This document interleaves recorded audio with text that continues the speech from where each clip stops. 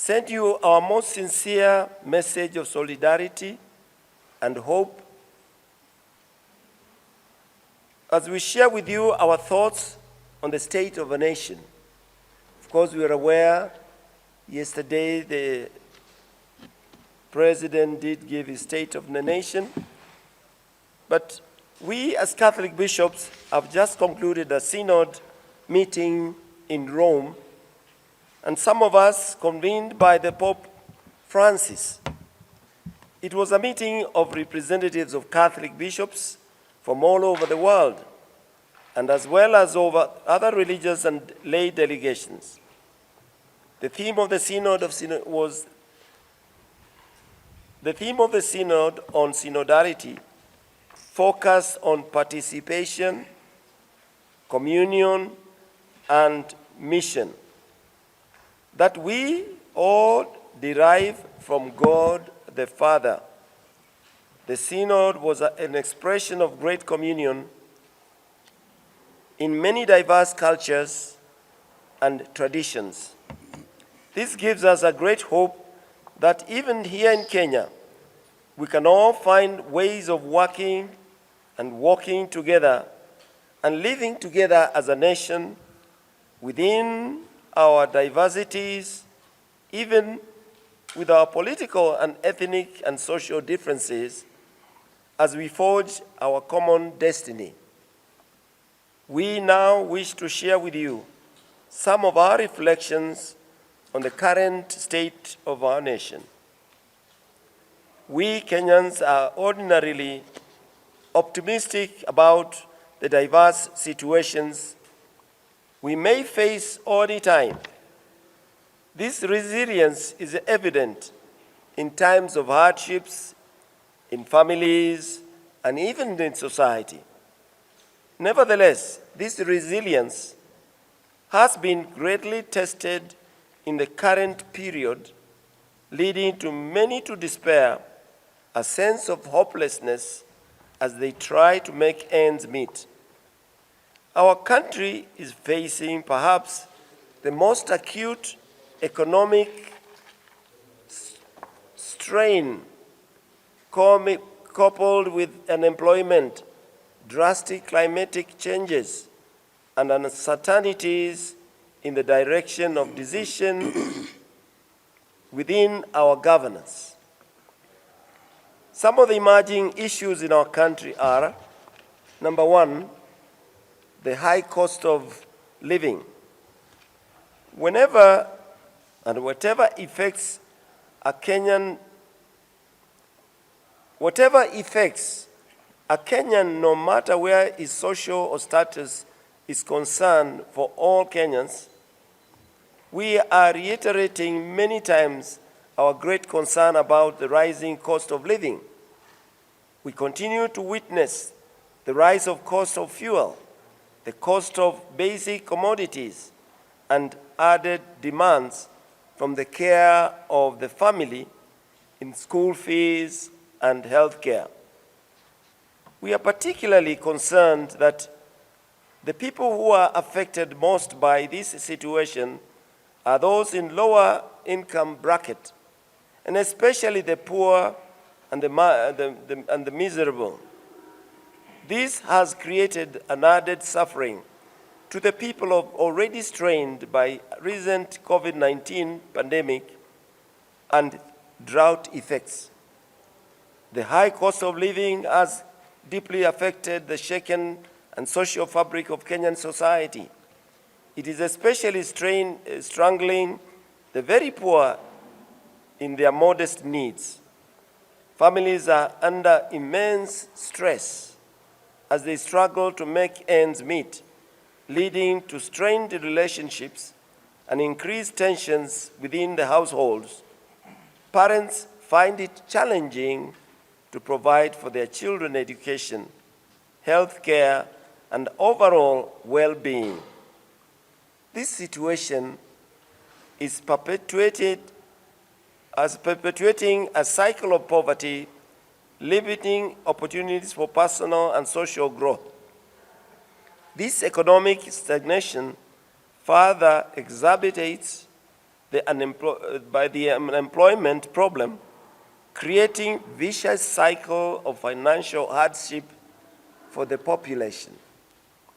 We therefore plead for a wider consultation and discussions among the government and the stakeholders to review and study ways we can address and mitigate the effects of high cost of living. We believe the greater commitment and assistance in the agricultural production and better coordinated sale of products, the fair prices for produce like maize, waiver of certain licenses, and zero rating farm inputs can relieve the many Kenyans of this burden. The second emerging issue, overtaxation of Kenyans. We are aware that part of the cause of this rise in cost of living has been due to external factors like the cost of petroleum and the effects of the Ukrainian and Middle East conflicts. However, we believe a more strategic approach based on the interests of the very poor could accommodate decisions that would alleviate this situation. We have appealed to the government on several occasions to reconsider the issue of overtaxation of the Kenyans, and especially to incomes of those in the lower income bracket. This one factor has greatly affected the family income in a disproportionate way, leading to anger among Kenyans. Many traders and businesses are now faced with the option of closure or laying off employees due to the immense drain to their resources and added tax burdens. Further, there seems to be a lack of sensitivity in the way the business persons and individuals are being harassed by the KRA officials in view of collecting more taxes. This has also affected people's morale and sense of hope in a better future.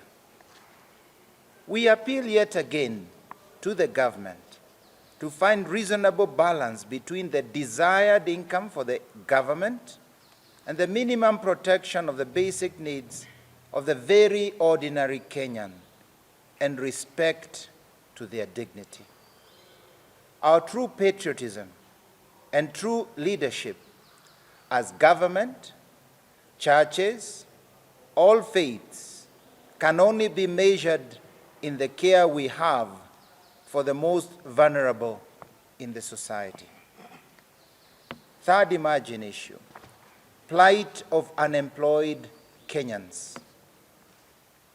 Most of our young people are facing the problem of unemployment. This is leading to a bigger number of idle and desperate young persons who had placed great hopes in their education and professional preparation. If not addressed, the frustration will reach alarming proportions with great social risk and dire consequences. We decry the obvious corruption within the public sector, whereby cronyism, tribalism, and discrimination seem to dictate the chance of employment.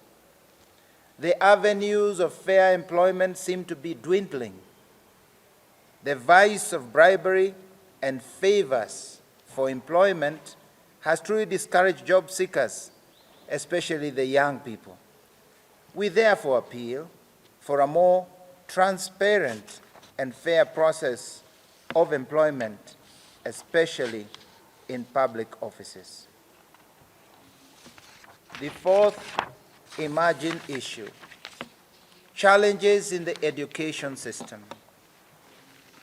The state of education in Kenya is a cause for concern. One of the critical issues aggravating this situation is the discoordinated and abrupt changes of policies and directives in the entire system, all in specific areas of education. The most recent is the government's change in providing university subsidies, specifically through loans, such as the Higher Education Loans Board, HELB. These changes have created barriers for economically disadvantaged students, hindering their ability to access higher education and jeopardizing the future of an entire generation. Additionally, the reduction or withdrawal of capitation to universities has far-reaching consequences. Parents and guardians are forced to bear a heavier financial burden to ensure their children can access education.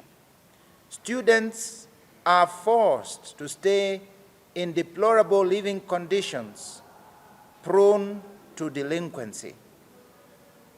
This situation raises valid questions about the decision-making process within the Ministry of Education, prompting the need for transparency and accountability in their actions. The delay in the release of capitation for secondary schools is also a major concern for school management and parents. Therefore, urgent action is required from higher education stakeholders to collaboratively devise realistic measures that ensure the continued provision of quality education and implementation of policy. It is imperative for the government and relative authorities to engage in open dialogue with all stakeholders, especially religious organizations, educators, parents, and students, to develop sustainable solutions. Notably, in many places, the current grade 7 of the junior secondary school have had very little learning time. The operationalization of the junior secondary school is still very unclear. We appeal to all the students and teachers in this period of exams to observe the highest level of integrity and honesty, avoiding any form of cheating or exam malpractice so frequent in recent years.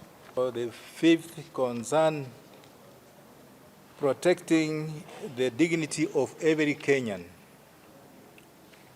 The debate surrounding the proposed digital identification seems to indicate certain ambiguous components which we seek clarification and public engagement before any implementation. From what we gather, it targets an element of violation of the human person through the use of certain new technology.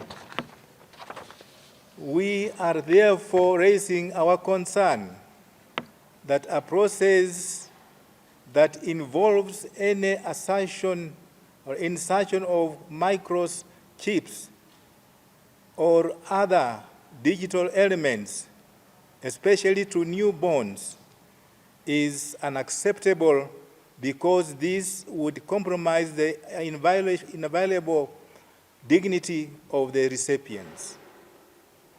We are further worried about the data security of the information collected through digital methods, such as the iris identification. We raise our ethical objection to such a project, which would need further discussion and public participation.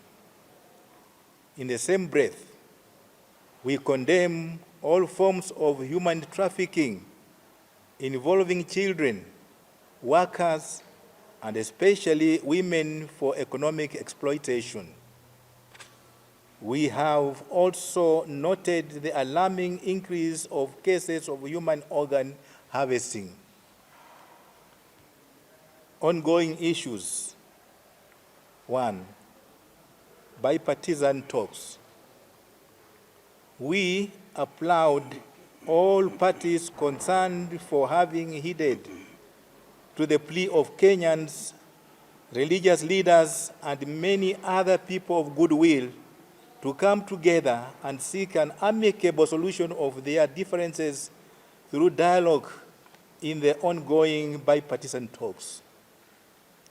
This has given our country a lease of life and renewed hope for peaceful coexistence.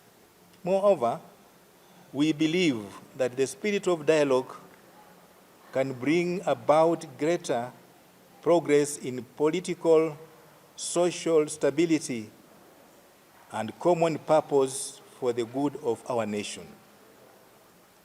These talks stand as a crucial initiative aimed at addressing the deep-rooted grievances among Kenyans, which often lead to divisions, particularly during general elections.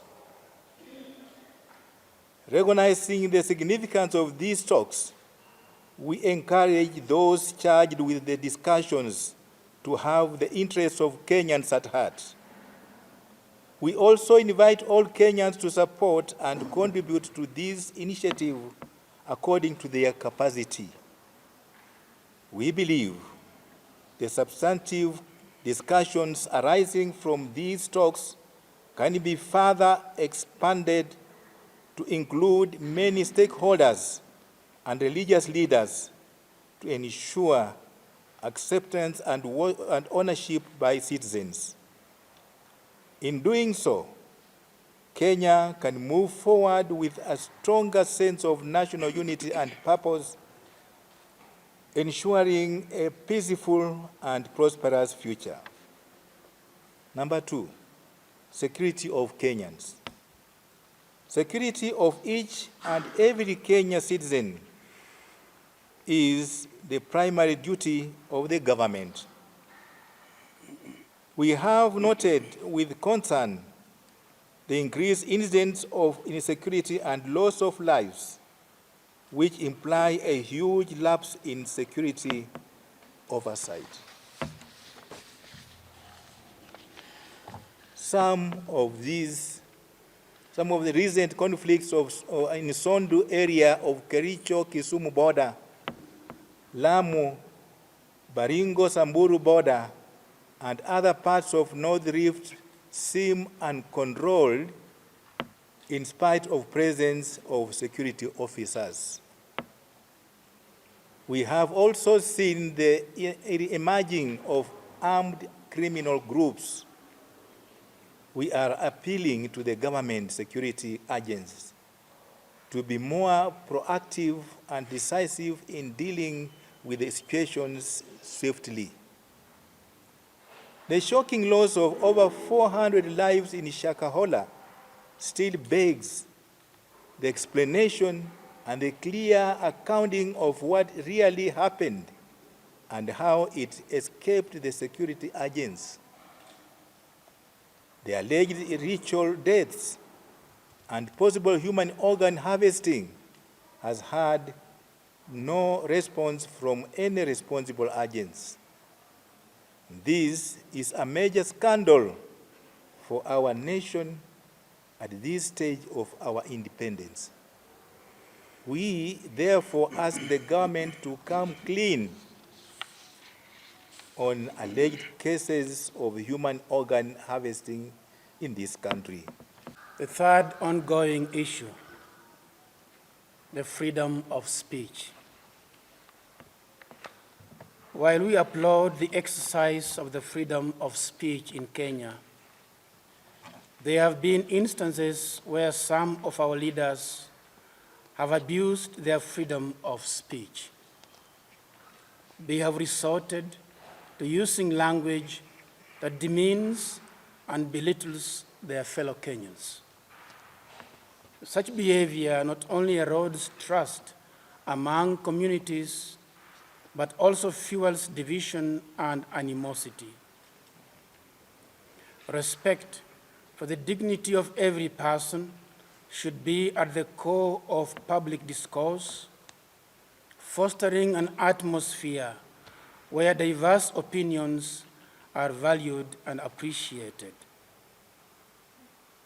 We therefore call for sober and respectful attitudes from our leadership and from all Kenyans. We are indeed disappointed that this culture of hate speech is perpetuated by people who should know better and are expected to be models in society. Section C of our statement, perennial sticky issues. Corruption.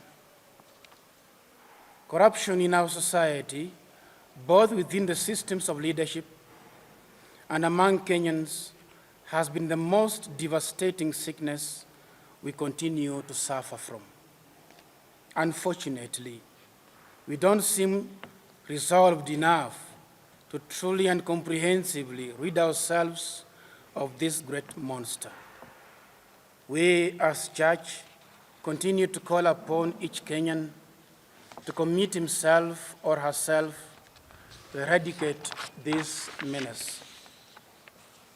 In light of this reality, a collective effort is necessary to combat corruption at its roots. Collaborative endeavors between government institutions, civil society organizations, and concerned individuals are essential to creating a robust framework that discourages corrupt practices, enforces transparency, and ensures accountability in the management of public funds.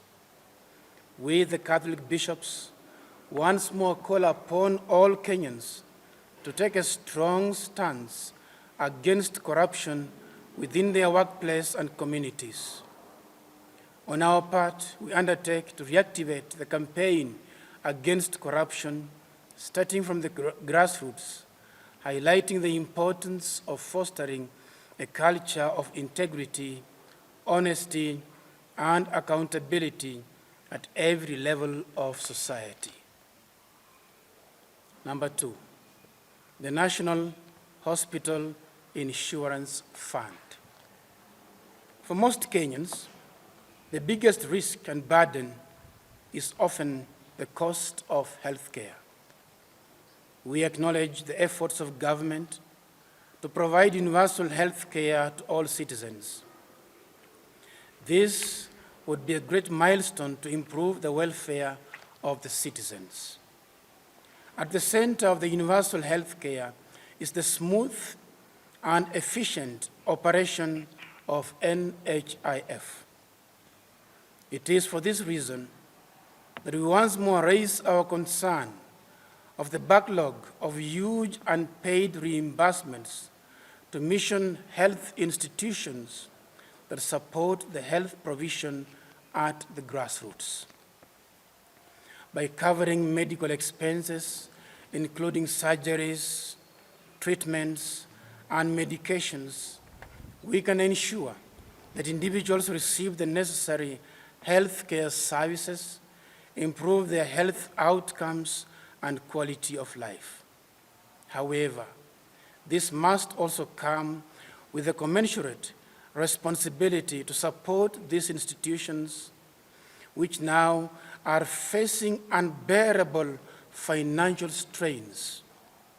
For example, among the many faith institutions, the Catholic mission hospitals and health centers are still owed over 1 billion Kenya shillings by NHIF.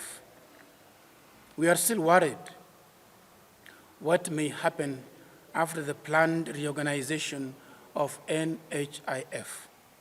There should be a clear plan to pay these huge sums of money owed to mission hospitals and health facilities. Another area of ongoing concern and activity, following the clarion call of Pope Francis in his letter on Mother Earth, Laudato Si, we are committed to enhancing our engagement in climate change and care for the environment.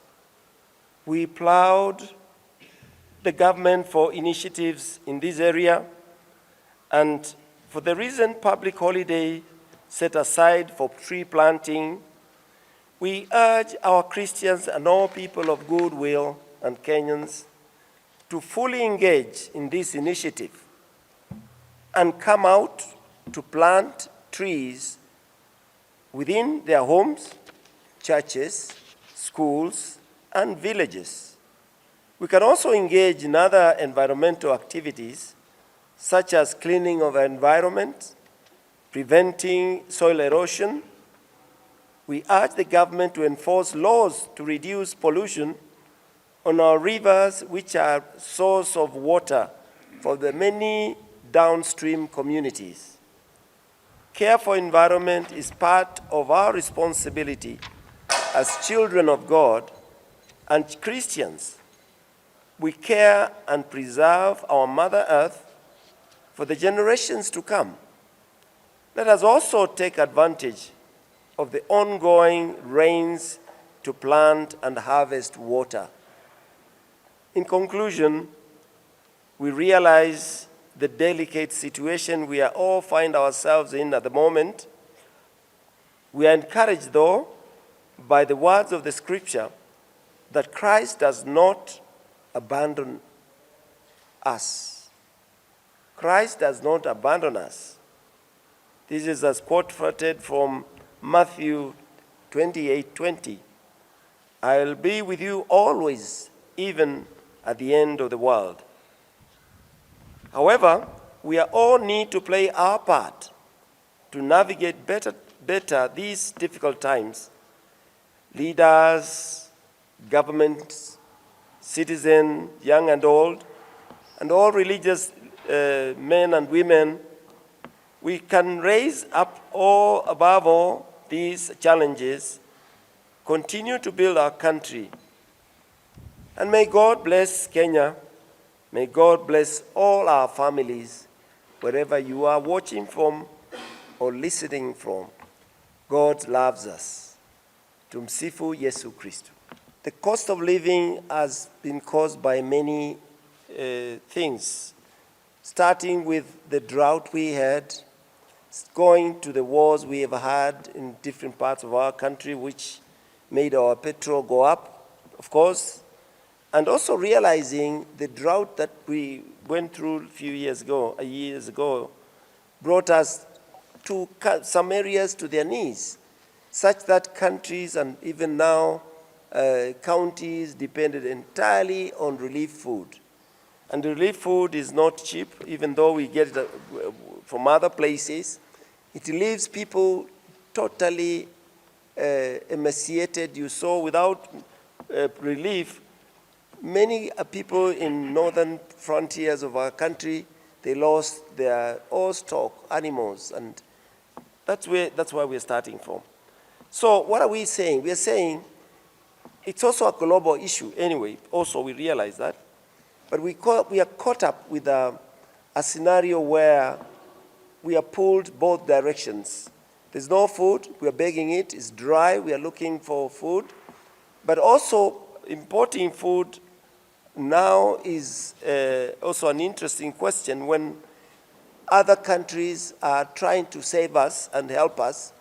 We also encourage ourselves to do what we can do. It still remains the responsibility of the government to encourage, especially the agricultural sector, for people to grow their own food and be able to survive. Basic needs, if they're missing, everything becomes expensive. We're importing everything, grain from outside, beans from outside. But if people can grow what we're able to grow, it helps alleviate. The second one on corruption, which is also possible, we all agree. We are tempted, 2019, I remember we were there. The bishops in Subukia, the outgoing president was there. We took off our shoes and walked and said, look, let's fight corruption together. But as our Pope said once upon a time, asked by the children in Kasarani when he visited us in 2015, corruption is a cancer. It's like a cancer. If you don't make a concerted effort to avoid, not just to avoid, but to put structures that punish heavily those who are involved in corruption, it's very difficult. He said, the Pope, it's like a sweet. It's nice when you get free money from whatever, but eventually it causes the diabetes, he said. So we are back to it, but more so, it's a choice you make. We want to educate people to respect other people's properties, to respect public money. It's not private money. And therefore, without going to too many questions, all of us have to check where they live, where they stay, how they live. Am I part of the problem or am I part of the solution? The church will still say, you are part of the solution just as much as part of the problem. If you're determined, and we have seen countries that are determined to rid corruption, we will succeed together, not alone.